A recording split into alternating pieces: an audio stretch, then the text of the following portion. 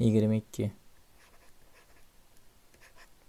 Alif fath to'yingan amin yondirilganda 336 litr namochiyat azot 13,2 gram karbon ajraldi. Reaksiyada hosil bo'lgan suv massasini hisoblang deyapti.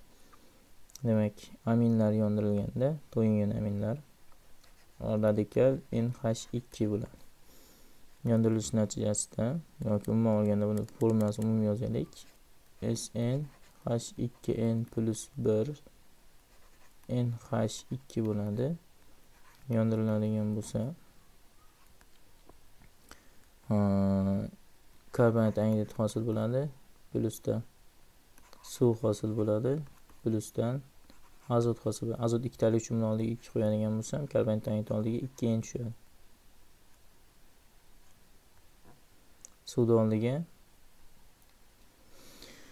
hop 2n plus 1 ga 2 qo'shsak 3n bu degani hop 2 tadan 2 ta o'tgani uchun 3n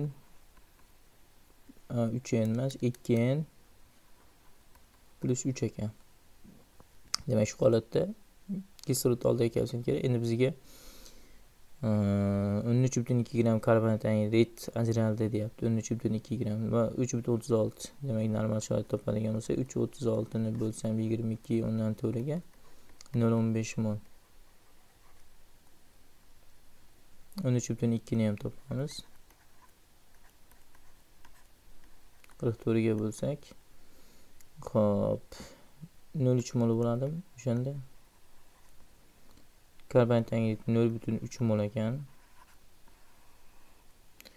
Azotimiz 0,15 mol. 1 mol bo'lsa